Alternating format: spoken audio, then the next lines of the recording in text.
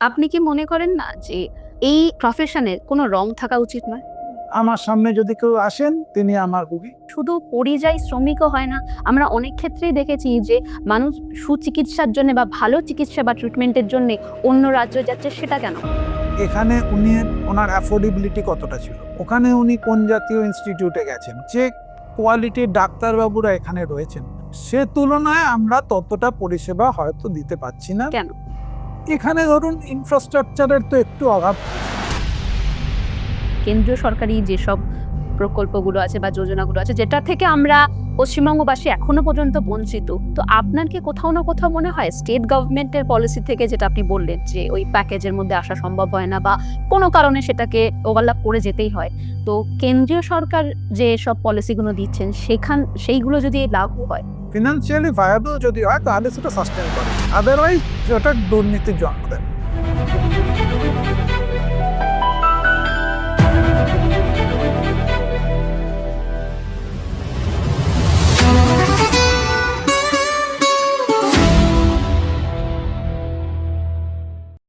নমস্কার, সকলকে স্বাগত জানাচ্ছি।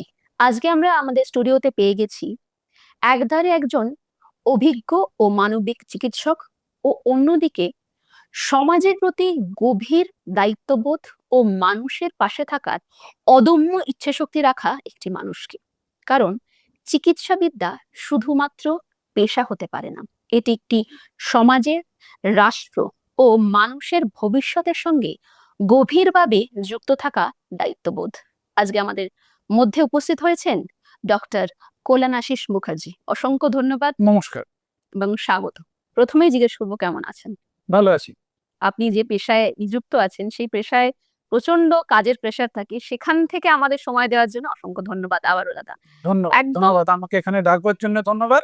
একদম আরেকটা জিনিস যেটা একদম প্রথম থেকে আমি বলতে চাইছি বা শুনতেও চাইছি আপনার থেকে, যে বিষয়টা বর্তমান সমাজে আমরা যেখানে আজকে দাঁড়িয়ে আছি, সেই জায়গায় আপনি যে পেশায় যুক্ত আছেন, সেটা কতটা মানুষের জন্য ফলদায়ী বা বিফলদায়ী আপনার মনে হয়?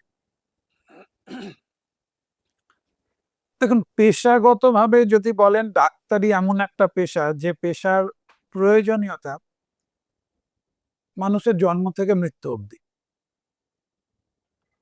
হেন কোনো ব্যক্তি নেই যিনি বলতে পারেন আমাদের এই পেশাকে বা এই প্রফেশনকে দরকার নেই। প্রত্যেকেরই দরকার।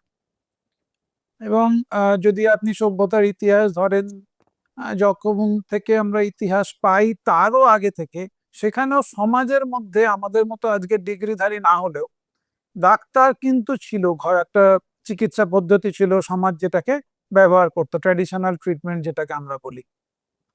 ইভেন আপনি মজা দেখবেন যে জন্তু জানোয়াররাও তার কিন্তু তাদের নিজস্ব শরীর খারাপ হলে যে একটা বিভিন্ন নার্সিং এর একটা কিছু ব্যবস্থা ব্যাপারটা তারাও একদমই। করেন কিন্তু। তো যাই হোক, সুতরাং প্রফেশনে তো খারাপ কিছু, মানে এই পেশায় বলুন ডাক্তারিতে বলুন, এর মধ্যে তো খারাপ কিছু নেই। আপনি যেটা প্রশ্ন পড়েছেন তার একটা দিক এটা হতে পারে যে সেটাকে ব্যবহার কিভাবে করা হচ্ছে, সেটা নিয়ে আপনার আলোচনা হতে পারে। কিন্তু ডেফিনেটলি প্রফেশনের তো আমি, বা ডাক্তারি বিদ্যা, চিকিৎসা বিদ্যার তো খারাপ কিছু আমি দেখি না। আপনি কি মনে করেন না যে এই প্রফেশনের কোনো রং থাকা উচিত নয়? রং বলতে, যে কোনো রং। যখন আমরা চিকিৎসা করি তখন তো আমরা রং দেখে কেউ চিকিৎসা করি না। আমার সামনে যদি কেউ আসেন তিনি আমার রোগী। আমার যতটা সাধ্য, যতটা জ্ঞান, যতটা ক্ষমতা ততটা দিয়ে আমরা তাকে ভালো করবার চেষ্টা করি। আমি বলে না, আমার ধারণা সব ডাক্তারবাবুই তাই করেন। তো সেখানে আমরা না কারো জাত, ধর্ম, বর্ণ কিছু দেখি, না রাজনীতি দেখি, না কোনো কিছু দেখি। তার সঙ্গে একটাই পরিচয়, সে আমার পেশেন্ট বা রোগী, এবং আমার কর্তব্য তাকে যথাযথ চিকিৎসা দেওয়া। সেক্ষেত্রে ডাক্তারবাবু, আমি আরেকটা জিনিস জানতে চাইবো, আমার দর্শক বন্ধুরাও জানতে চাইবে, এই পরিস্থিতিতে বা এখনকার যুগে ডাক্তারদের সাথে রোগীর সম্পর্কটা কতটা গুরুত্বপূর্ণ বা কোথায় একটা হেরফের হচ্ছে আপনার মনে হয়? দেখুন, ডক্টর পেশেন্ট রিলেশনশিপ এখন একটা খুব, মানে ডিসকাস ডিপ্লোম্যাটিক টপিক জায়গায় চলে গেছে। খানিকটা গেছে। এটা না, দেখুন, এক কথায় উত্তর দেওয়া খুব মুশকিল। যদি বলেন যে আমরা যা ফেস করি তার মধ্যে ধরুন 90% পেশেন্ট যাদেরকে আমরা পাই আমাদের কাছে আসেন, তারা কিন্তু আমরা হস্টাইল যে বলেন আমরা কিন্তু সেরকম পাই না। তারা আসেন চিকিৎসার জন্য আসেন, আমাদের সঙ্গে খুব সুসম্পর্ক নিয়েই তারা চিকিৎসা করান। এবং আমার তো বহু এরকম পেশেন্ট আছেন যাদের সঙ্গে এখন তো একটা সম্পর্কই তৈরি হয়ে যায় পেশেন্ট বা তার বাড়ির লোকের সঙ্গে। সুতরাং সেটা একটা দিক রয়েছে। আর একটা দিক রয়েছে যেটা আপনি দেখতে পাচ্ছেন কিছু কিছু জায়গায় সমস্যা হচ্ছে, কিছু দুর্ঘটনা ঘটছে, যেগুলো বিভিন্ন কারণ আছে, কারণ ছাড়া তো কিছুই হয় না। একদম তার মধ্যে কিছু জিনিস হচ্ছে যে ধরুন সত্যি কথা বলতে অর্ধেক অর্ধেক ইনফরমেশন লোকে না জেনে, ওই অল্প বিদ্যে ভয়ঙ্করী যে বিষয়। হ্যাঁ এটাও একটা এখনকার দিনে সত্যি বলতে আমি লোককে বারবার বলি যে দেখুন আপনারা অনেকে বিভিন্ন ইন্টারনেটে সার্চ করেন, সার্চ করে যে জ্ঞান আপনারা পান সেটা অ্যানালিসিস করবার জন্য আপনাকে ডাক্তার হতে হবে, আর ওইভাবে চিকিৎসা হয় না। হুম, অনেক সময় খুব বেশি ভয় দেখানো থাকে, কখনো খুব ডিফিকাল্ট জিনিসটাকে ওভার সিম্পলিফাইড হতে বলা থাকে। সুতরাং ওই ইন্টারনেট পড়ে আপনি না চিকিৎসা করতে পারবেন না চিকিৎসককে ইভ্যালুয়েট করতে পারবেন, তো সেটা একটা বিষয়, সেটা অনেক সময় চাওয়া পাওয়ার জায়গায় একটা ডিসপ্যারিটি তৈরি হয়। এছাড়া আপনি কিছু জায়গায় উম, তো দেখুন সরাসরি আমরা দেখেছি কিছু জায়গায় দুর্বৃত্তায়নটাই একটা মস্ত একদম বড় সমস্যা। সেখানে ডাক্তার পেশেন্ট রিলেশন খারাপ হওয়ার পেছনে আহ, কিছু দুর্বৃত্তদের মদত থাকে, তাদের হাত থাকে।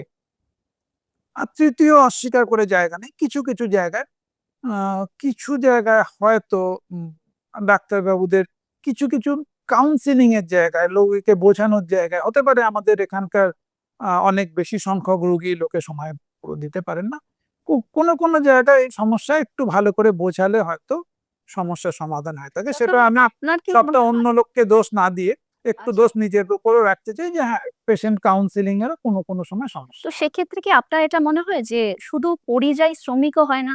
আমরা অনেক ক্ষেত্রেই দেখেছি যে মানুষ সুচিকিৎসার জন্য বা ভালো চিকিৎসা বা ট্রিটমেন্টের জন্য অন্য রাজ্য যাচ্ছে, সেটা কেন হচ্ছে আপনার কি মনে হয়?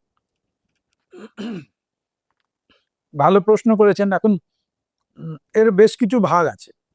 দেখুন আমি নিজে দীর্ঘদিন দিল্লি ছিলাম, সোকল্ড অ্যাপেক্স প্রাইভেট ইনস্টিটিউট এবং খাতায় কলমে যেটা সর্বোচ্চ ভারতীয় ইনস্টিটিউট এইমস, সেই দু জায়গাতেই আমার কাজ করার একদমই অভিজ্ঞতা আছে। অভিজ্ঞতা আছে।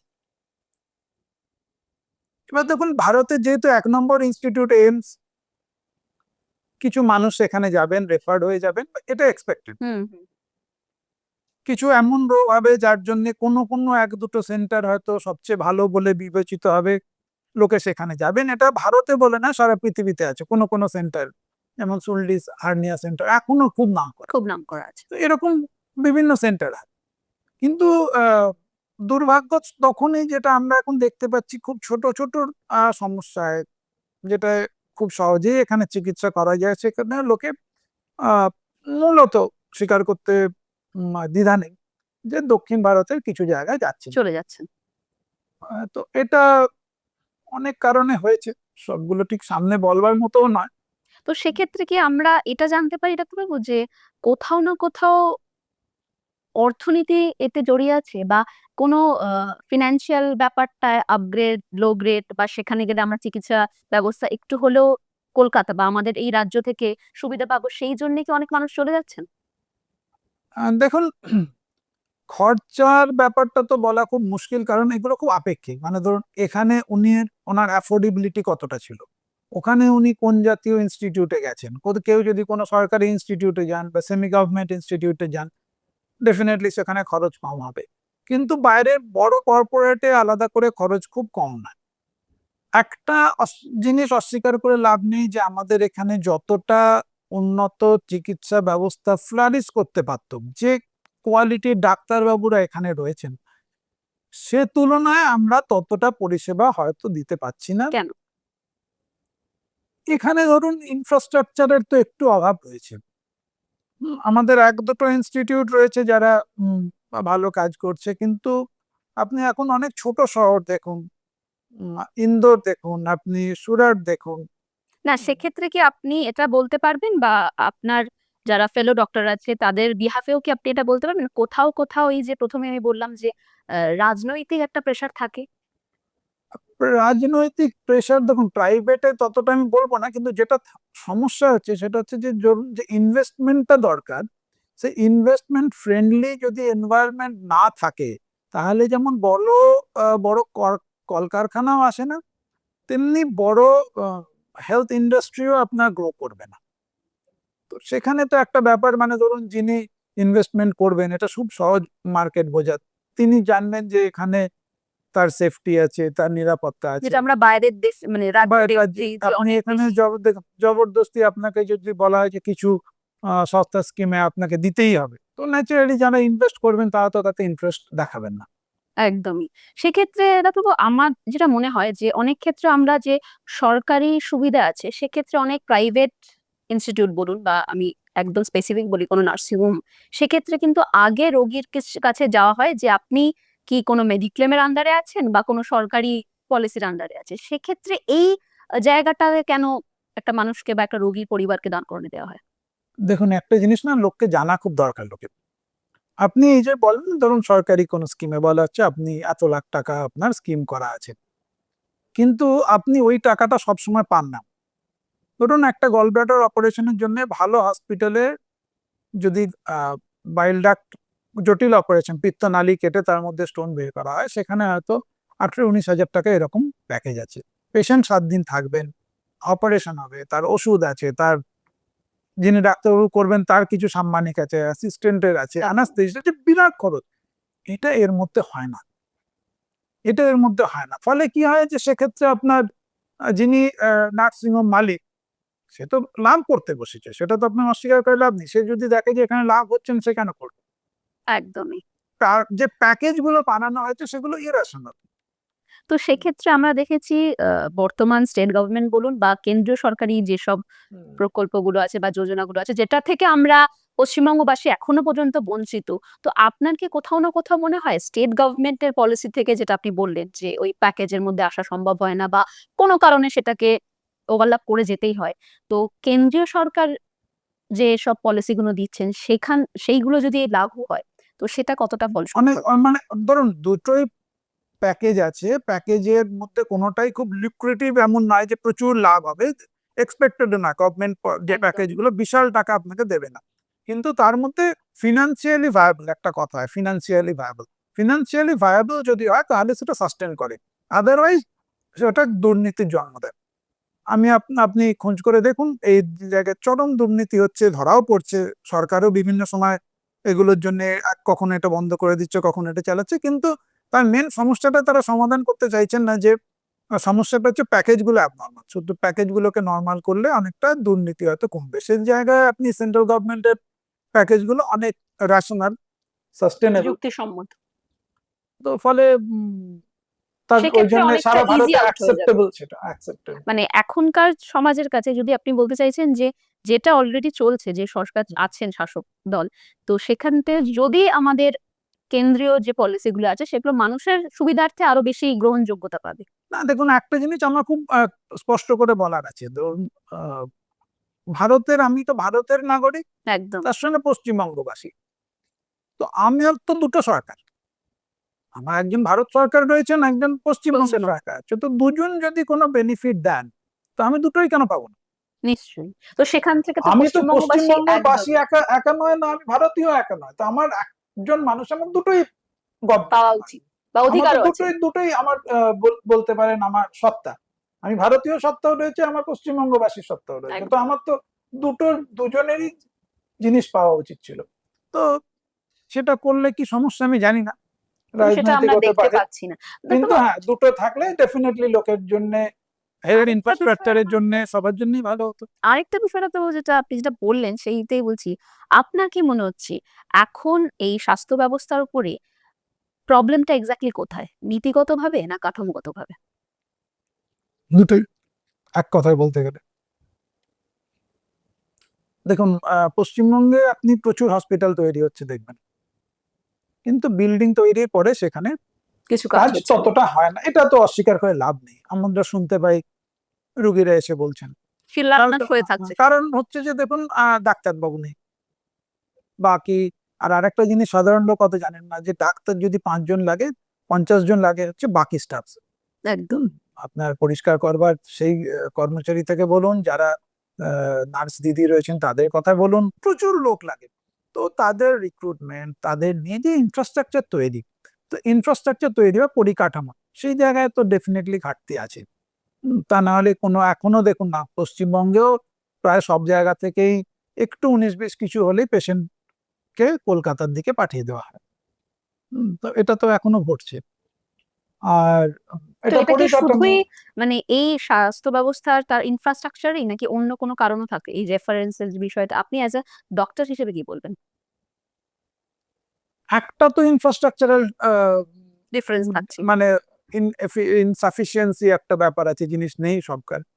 দ্বিতীয় আরেকটা হচ্ছে যে ম্যান পাওয়ার কম, সেখানে একজন কি দুজন লোক আছেন, তারা রিস্ক নিতে চান না। থার্ড হচ্ছে আর একটা যে ওই লোকাল এরিয়াতে যেটা আমরা আগে বলছিলাম, কিছু দুর্বৃত্ত বলুন বা কিছু রাজনৈতিক মদতপুষ্ট দুর্বৃত্ত বলতে পারেন, তাদের উৎপাত উপদ্রব আছে বলে কেউ ভয় রিস্ক নিতে চান না যে কিছু হলে এখানে অশান্তি হবে, তার চেয়ে পেশেন্ট পাঠিয়ে দিই। তারা হয়তো করতে পারতেন, তারা হয়তো সেখানে চিকিৎসা করতে পারতেন, কিন্তু রিস্ক নিতে চান না। তাই জন্য এই বিষয়টাকে এইভাবে আরো আরো আপনার জিনিসটা মানে অ্যাগ্রাভেটেড হচ্ছে, খারাপ হচ্ছে। একদমই। ডাক্তারবাবু যেটা সবথেকে আলোচিত বিষয় যেটা আপামর ওয়েস্ট বেঙ্গল জানে, আপনি আরজি করের সাথে ওতপ্রোতভাবে জড়িত ছিলেন। ছাত্র ছিলাম, হ্যাঁ। জড়িত আছেন বা ছিলেন। হুম। আমরা একটি মেয়ের নারকীয় কাণ্ড দেখেছি। সে বিষয়ে আপনার কি অভিব্যক্তি? এখন ওটা তো সত্যি বলতে আমরা ভুলে যেতে চাইলেও বলতে পারছি সম্ভব না নয়। আর কি। আমরা যখন ছাত্র ছিলাম বলুন বা তারপরে যখন জুনিয়র ডাক্তার হিসেবে কাজ করেছি, আমরা মনে করতাম আমার বাড়ির বাইরে কোনো জায়গায় যদি আমি সবচেয়ে বেশি সেফ, সেটা হচ্ছে আমার হসপিটাল। বা কর্মজায়গায়। আমার হসপিটালের ডিউটি রুম কিন্তু আমাদের কাছে প্রচন্ড সেফ জায়গা বলে মনে হতো। সেখানে এই ধরনের ঘটনা যে ঘটতে পারে, উম, এটাই কিন্তু আমাদের কল্পনার অতীত। দুটো জিনিসের মধ্যে একটা তফাৎ আছে দিদি, আপনিও বুঝতে পারবেন। রাস্তাঘাটে একটা দুষ্কর্ম হওয়া এক জিনিস, আর একটা অত্যন্ত ওয়েল প্রোটেক্টেড জায়গা হসপিটাল, যেখানে কিনা পুলিশ ফাঁড়ি আছে, একদমই। সেখানে একটি ডিউটি রুম বা ও তার আশেপাশের মতো জায়গায় এ ধরনের দুষ্কর্ম হলো, ভাবা যায় না। মানে এটা তো মানে বিশ্বাস করতে, মানতে কষ্ট হয়, কিন্তু ঘটেছে। আপনি কি মানে এই বিষয়টা কতটা প্রশাসনকে দায়ী করবেন? আর ছাড়া কাকে দায়ী করবো? কতটা দায়ী করবেন? সম্পূর্ণই। আপনি আর কাকে দায়ী করতে পারবেন? আপনি তো যে বেচারা ভিকটিম, তাকে দায়ী করবেন না, তো বাকি। এইরকমও তো শোনা গেছে বিষয়টা যে ভেতরকার ইন্টারনাল যে সব লবি আছে সেখান থেকে একটা হিংসার সৃষ্টি হয়েছে সে বা তো সিন্ডিকেট বা না এই না, বিষয়টা। তাকে তাতে বাঁচানোর দায়িত্ব কার? বাঁচানোর দায়িত্ব কার? প্রশাসনের। আরো অনেক স্টুডেন্ট আছে, সবাই না, আছে। টোটাল তো তো আজকে একটা কোথাও যদি না কোথাও আপনার কি এবং মনে হয়? সেরকম তো এখনো কিছু ধরা পড়েনি যে কোনো পার্টিকুলার স্টুডেন্টের সঙ্গে মানে কিছু করেছেন, এক্স্যাক্টলি। যা এখনো এক্সিস্টিং। কারণ দেখুন, আমি তো ইনভেস্টিগেটিং অথরিটি নয়, আমি ভেতরের খবর কিছু জানি না। যা মিডিয়ায় বেরিয়েছে, যা মিডিয়ায় বেরিয়েছে, তো তাতে তো আমার তবে আমরা শুধু আরজিকর দেখিনি, আমরা দুর্গাপুর দেখেছি, আরো অনেক জায়গায় দেখেছি এটা যে এই জায়গাটা থেকে এটা তো ডেফিনেটলি প্রশাসনকে তো অনেক অনেক অনেক সতর্ক হতে হবে। এবং খুব দুর্ভাগ্যের বিষয়, এরকম ঘটনা ঘটবার পর প্রশাসনের সতর্কতা বাড়ানো হচ্ছে, বেশি ধামাচাপা দেওয়ার দিকটাই বেশি চলে আমরা দেখতে পাই। তো যেটার কারণে আহ, দুর্ঘটনাগুলো বেশি বেশি ঘটছে। যদি আপ- দেখুন, একটা দুর্ঘটনা ঘটলো, তারপরে যদি পুরো সিস্টেম, প্রশাসন শিক্ষা নিয়ে যদি সেটা একদম। থেকে অন্যটাই বাঁচাবার চেষ্টা করে, তাহলে পরবর্তী ঘটনাগুলো ঘটে না বা কম ঘটবে।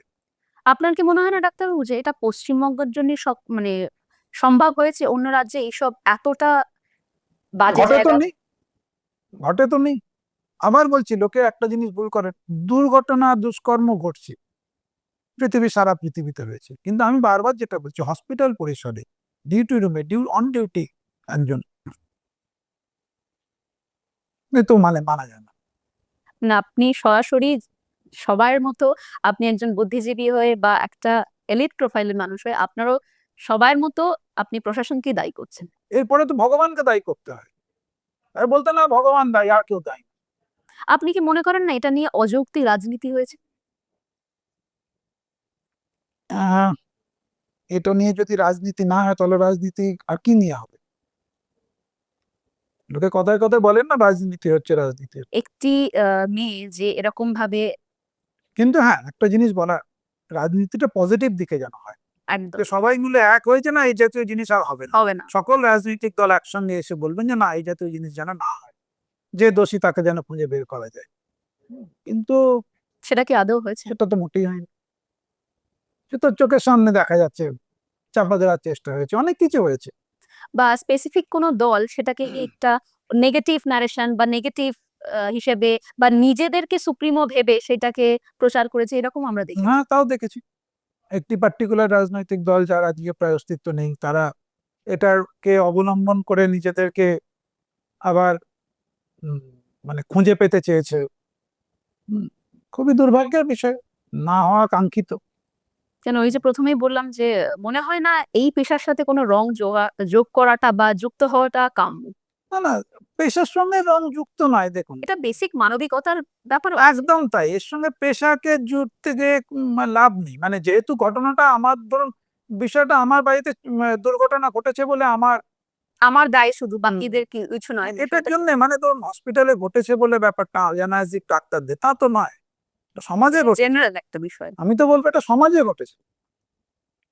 এবং মোটামুটি ধরুন সমাজও রাস্তায় নেমে তো প্রতিবাদ করেছে, বহু বহু মানুষ করেছে, যতটা সম্ভব বহু করা বহু হয়েছে। মানুষ করেছে। তো আমি আর একদম একদম এই প্রেক্ষাপটের বাইরে গিয়ে একটা প্রশ্ন করতে চাইছি। অনেক সময় আমরা দেখছি যে এখন যারা নতুন জুনিয়র ডক্টর হচ্ছেন বা পড়ছেন, ইন্টার্ন আছেন, তারা অনেক ক্ষেত্রে তাদেরকে যদি ডিরেক্ট অ্যাপ্রোচ করা হয় বা প্রশ্ন করা হয় যে কোথায় তোমরা প্র্যাকটিস করতে চাও, তারা কিন্তু কখনো বলে না যে কোনো ইন্টেরিয়র বা রুরাল জায়গা গিয়ে আমরা কাজ করতে চাই বা সেবা করতে চাই, যেটা আপনাদের পেশায় প্রথম, যে যদি আমরা নর্মস বলে থাকি সেটা হওয়া উচিত।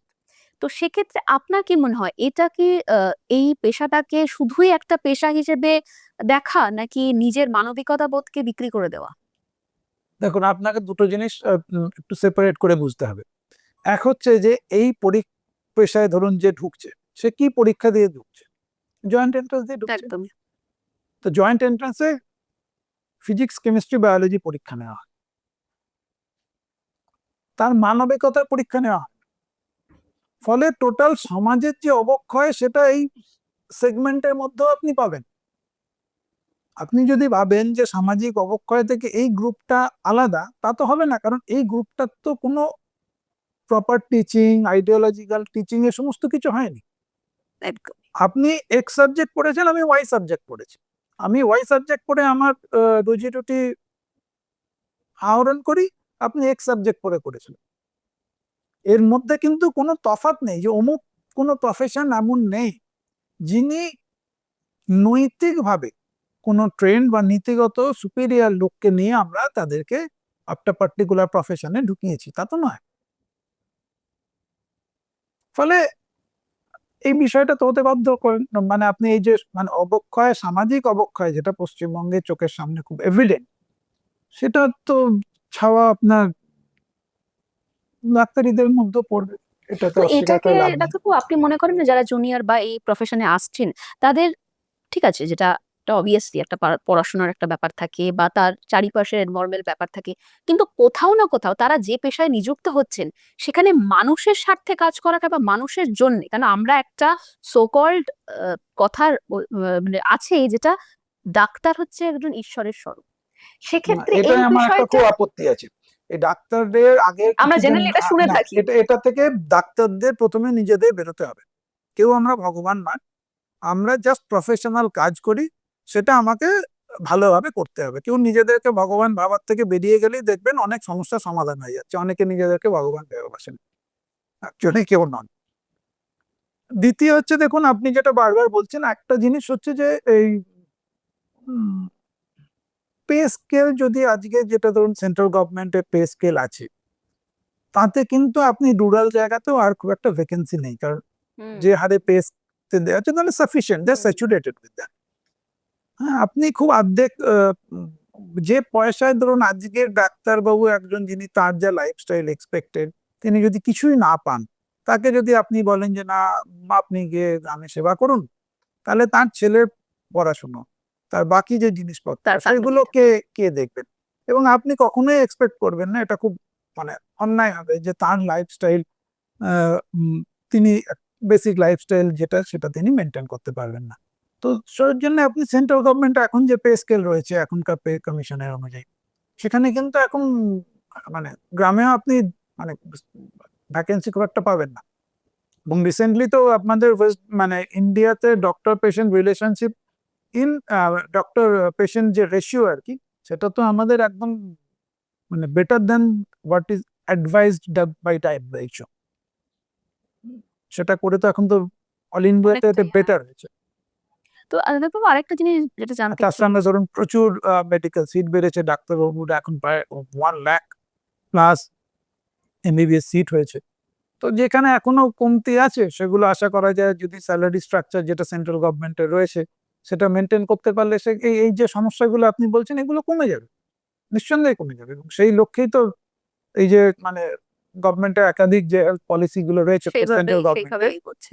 পোস্ট গ্রাজুয়েশন সিট বাড়ানো, এইমস এর নাম্বার বাড়ানো, এমবিবিএস এর সিট বাড়ানো, তাতেই আপনার এই সমস্যার সমাধান হবে। এছাড়া তো ডাক্তার তো চাই, নাহলে আর কি করব? চিকিৎসা করতে হবে। ডাক্তারবাবু, আরেকটা জিনিস আমাকে একটু জানতে ইচ্ছে করছে যে বাংলার মানে ওয়েস্ট বেঙ্গলের এই মুহূর্তে যে আর্থসামাজিক অবস্থা বা ডেমোগ্রাফিক চেঞ্জ বলুন, এই বিষয়টার এই মুহূর্তে আপনার মনে হচ্ছে কি পরিস্থিতি আছে?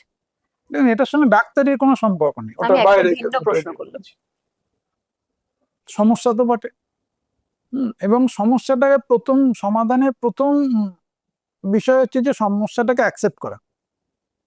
হুম, আমরা যারা পড়াশোনা করার লোকজন বলে নিজেদেরকে দাবি করি, তাদের সমস্যা হচ্ছে যে আমরা এই পার্টিকুলার সমস্যাটাকে প্রথম ডিনায়াল মোডে চলে যাই, মানে অস্বীকার করতে থাকি। কিন্তু সমস্যাটা আছে যদি আমরা মেনে নিই তাহলে তার সমাধানের কথা ভাবতে পারবো। তো সমস্যাটা তো হচ্ছে এবং এটা তো কিছু জায়গায় এভিডেন্ট। পার্শ্ববর্তী একটি আহ, প্রতিবেশী রাজ্যের যে রিসেন্ট চেঞ্জ হয়েছে, যার সঙ্গে আমরা বর্ডার শেয়ার করি, সেখানে যে চেঞ্জ হয়েছে যথেষ্ট উদ্বেগজনক। উম, তো যথেষ্ট মানে চিন্তার কারণ তো আছে, নেই তো বলা যায় না। আজকের দিনে দাঁড়িয়ে বা এই মুহূর্তে দাঁড়িয়ে আমরা জানতে পারছি, মানে জানি যে ভোট আসন্ন। সেক্ষেত্রে একজন বুদ্ধিজীবী বা এলিট প্রোফাইলের মানুষ হিসেবে আপনি এই সমাজের শিক্ষিত মানুষের চোখে ভোটকে কিভাবে দেখছেন? এলিট প্রোফাইল কথাটা আমি বাদ দিতে চাই, শিক্ষিত অব্দি বললে না, ঠিক আছে। দেখুন, ভোটের প্রথম কাজ হচ্ছে মানুষের, আমি যেটা মনে করি সেটা হচ্ছে যে আপনার যাকে পছন্দ তাকে আপনি ভোট দিন, কিন্তু ভোটটা অতি অবশ্যই দিন। যেটা সত্যি বলতে আমাদের কিছু শিক্ষিত মানুষজনের অভ্যেস আছে যে না, ভোট দিয়ে কি হবে, ভোটটা দেবো না, তা না। এবং ডেমোক্রেসি আমাদের যেটা হুম। প্র্যাকটিস করা হয়, এখানে কিন্তু কোনো আকাশ কুসুম ভাববার সুযোগ নেই। যে আপনি ভাবতে পারেন না যে ভগবান শ্রী রামচন্দ্র এসে যতদিন না বসবেন আমি কাউকে ভোট দেবো না, বা রাজা যুধিষ্ঠির সম্ভব না, বসবেন একদম। তবে আমি ভোট দেবো, নয়তো সবাই খারাপ। আপনার হাতে যে এক্সিস্টিং অল্টারনেটিভ গুলো রয়েছে তার মধ্যে আপনাকে একজনকে চুজ করতে হবে। তো সেই সংবিধান আপনাকে সে ক্ষমতা দিয়েছে, কিন্তু আপনি সেই ক্ষমতাটাকে ইউজ করতে হবে, আপনাকে গিয়ে নিজের ভোট নিজে দিয়ে আসতে হবে। এইটাই তো সবচেয়ে প্রথম কাজ, আমার কর্তব্য, দায়িত্ব দেশের প্রতি, ডেমোক্রেসির প্রতি, যে ভাই আমি আমার ভোটটা দিয়ে এলাম। আসন্ন ভোট আসছে, প্রত্যেকে শিক্ষিত মানুষরা পার্টিকুলারলি যেন ঘরে বসে না থাকেন। কেন আর এখনো আমাদের অনেক শ্রেণীর মানুষের কাছে ভোটের দিনটা হলিডে হিসেবে একদম একদম একদম মানে খুবই গ্রান্টেড হয়। দুঃখজনক, কিন্তু মানে এটা যেন না হয়, পার্টিকুলারলি শিক্ষিত মানুষের কাছে তো এটা আরোই কাঙ্ক্ষিত নয়। এবং যদি যারা অনেকে বলেন যে না আমি ভোট দিয়ে কি হবে, তাহলে তো আমি প্রথমে তাদের শিক্ষাগত যোগ্যতা সম্বন্ধে আমার সন্দেহ হবে। যে ভোট না তো দিতে হবে, মানে ওটা আপনার কর্তব্যের মধ্যে পড়ে। আপনি সংবিধান মানা একজন সিটিজেন হিসেবে ওটা আপনার কর্তব্যের মধ্যে পড়ে, ভোটটা তো আপনাকে দিতে হবে। এবং ওয়ান্স এগেন আপনাকে যেটা বলছিলাম যে আপনাকে এক্সিস্টিং এর মধ্যে একজনকে চুজ করতে হবে। একদম আমি কাউকে চুজ করলাম না, এটাও আপনার কাম্য নয়। নির্বুদ্ধিতার পরিচয়। তবে আরেকটা খুব ছোট্ট করে আমি জানতে চাইবো, বর্তমান পরিস্থিতিতে দাঁড়িয়ে যদি কোনো সংগঠনের হয়ে আপনাকে কথা বলতে হয়, হুম। আপনি আপনার পেশা হিসেবে বা আপনার যে পেশায় আপনি আছেন সেই হিসেবে কিভাবে কথা বলবেন বা কিভাবে প্রেজেন্ট করবেন যদি কোনো সংগঠনের হয়ে আপনাকে কথা বলতে বলা হয়? সংগঠন মানে রাজনৈতিক। রাজনৈতিক সংগঠন। রাজনৈতিক সংগঠন দেখুন, যারা দেশের জন্য ভালো চাইবে কারণ আমরা তো রাজনীতি থেকে রোজগার করবার জন্য যাব না, তো আমার তো প্রফেশন আছে। তো আমরা যেটা চাইবো যারা দেশের ভালো করছেন, দেশের সুরক্ষা যারা দিতে পারছেন, ইনফ্রাস্ট্রাকচার যারা বেটার করছেন, গরিব মানুষের জন্য যারা কল্যাণকারী কাজ করছেন, তার জন্যই যাব। সে যখন যিনি থাকবেন, মানে আমাদের তো কোনো পার্টিকুলার রাজনৈতিক দলের পক্ষে দায়বদ্ধতা নেই। যারা ভালো কাজ করবেন, যে ভাই আপনি দেশের জন্য ভালো কাজ করছেন, তাহলে আমরা তাকে সমর্থন করবো। একদমই। ডাক্তারবাবু, যেটা আমি প্রথমে আপনি বললেন, যেটা যে বেসিক যে প্রবলেমটা আমাদের ওয়েস্ট বেঙ্গলে হয়ে থাকে, যে গ্রাম বা শহর বা ডাক্তারি যারা করছেন সেই সব মানুষদের আইডিওলজি নিয়ে সমস্যা, বা তাদের একটা ভিন্ন আইডিওলজি, বা তার আইডিওলজিটা এক্স্যাক্টলি কি হওয়া উচিত সেখানে একটা তার ভিতটা নড়বড়ে থাকে। তো আপনি এই মুহূর্তে দাঁড়িয়ে নতুন যারা আপনার ফেলো ডক্টর আছেন বা এই পেশাতে নিযুক্ত হতে চাইছেন, সেক্ষেত্রে তাদের কি বলবেন? আহ মানে প্রবচন দেওয়া বা জ্ঞান দেওয়া না লোকে এখন শুনতে চায় না। আর লোকে বিরক্ত হয়। কিন্তু একটা জিনিস ঠিক, যে তখন যখন আমরা চিকিৎসা করি তখন রুগীকে নিজের বাড়ির লোকের মতো মনে করে চিকিৎসা করা, এটা 1 নম্বর। এটা হলেই দেখবেন 90% সমস্যার সমাধান হয়ে যায়। বাকি তাহলে তো মানে যে জিনিসগুলো, সমস্যাগুলো অনেকটা সমাধান অটোমেটিক হয়ে যাবে। হুম, এটাই। আর ডেফিনেটলি পড়াশুনো করতে হয়, এই বিষয়ে কোনো যদি আপনাকে দুটো পয়েন্টে বলা হয় যে আপনাকে এই মুহূর্তে পশ্চিমবঙ্গের একজন অন্যতম প্রমুখ মুখ করে দেওয়া হলো আপনার কথাতে, বা আপনি দুটো কি তিনটে এমন কোন স্বাস্থ্য ব্যবস্থা পরিবর্তন বলুন যেটা হলে মানুষের সাথে মানুষের কল্যাণ হয়।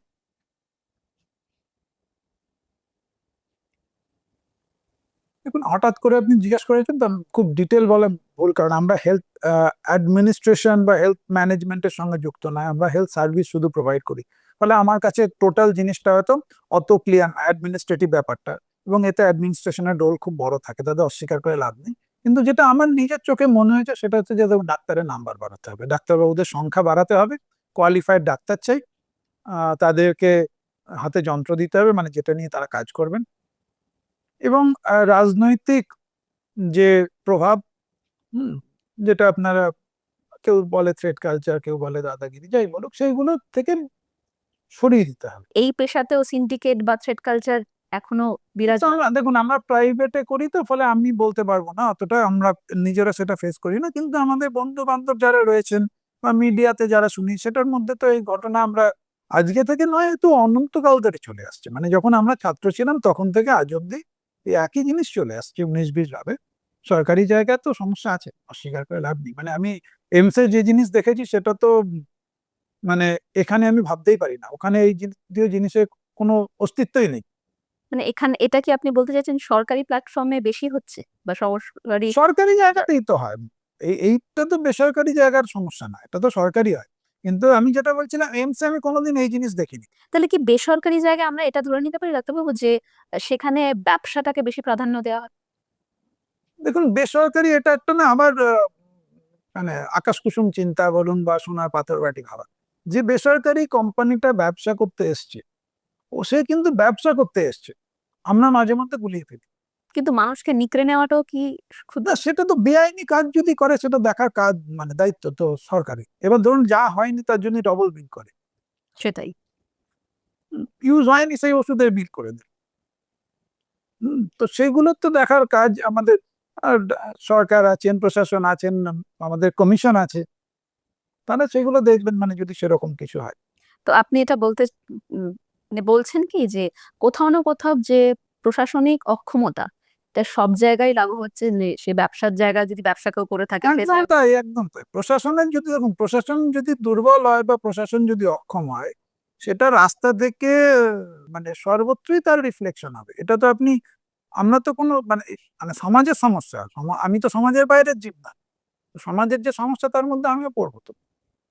সেক্ষেত্রে মানে একটা যদি নড়বড়ে থাকে তো ওই পুরোপুরি সেই তাসের ঘরের এক্স্যাক্টলি, মতো, একদম যে একদম একটা তাই। যদি পড়ে যায় তো হুম, সবগুলোই একদম পড়ে তাই, যাবে। ঠিক তাই। তো একদম অসংখ্য ধন্যবাদ। একদম শেষে দাঁড়িয়ে আছি আমি, যেহেতু আমি একদম হুম। আপনার পেশাগত দিক থেকে বা প্রফেশনাল দিক থেকে একদম একটা ভিন্ন জায়গায় গিয়ে প্রশ্ন করব। এই মুহূর্তে দাঁড়িয়ে আপনি যে পেশায় যুক্ত আছেন, সাধারণ মানুষ ডাক্তারি শাস্ত্রতে সাধারণ মানুষের কাছে যাওয়াটা খুব ইজিলি মানে ডাক্তার কানেক্ট করতে পারে। সেখানে যদি মানুষ এই জায়গাটা ডাক্তারের কাছে সেই বিশ্বাসের জায়গাটা না আসতে পারে যে না এই জায়গাটা থেকে আমরা গেলে সেই আমাদের নিকড়ে নেওয়া হচ্ছে বা সেই ভরসাটা করতে পারছে না। তো আপনি সাধারণ মানুষকে বা জনগণকে কি এটা বলবেন যে একদম কোনো কিছু না নির্ভয়ে হয়ে আপনি ডাক্তার দেখাতে এসেছেন ওইটুকুনি। এরপরে কে কি সাথে যুক্ত আছে, কে কি করছে বা কে কোনো সংগঠন করছে সেটা না দেখে আসা। এই নিয়ে আপনি দর্শকদের কি জানাতে চাইবেন? উম, দেখুন, আমার সঙ্গে তো সমস্যা হয় না।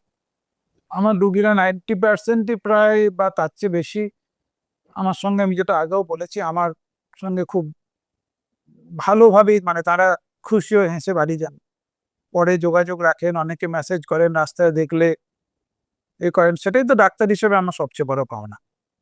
হুম, যখন কোনো পুরনো পেশেন্ট হেসে বলে, ডাক্তারবাবু চিনতে পেরেছেন, আপনি আমার অমুক অপারেশন করেছিলেন, আমি ভালো আছি, কি আমার বাবা ভালো আছেন।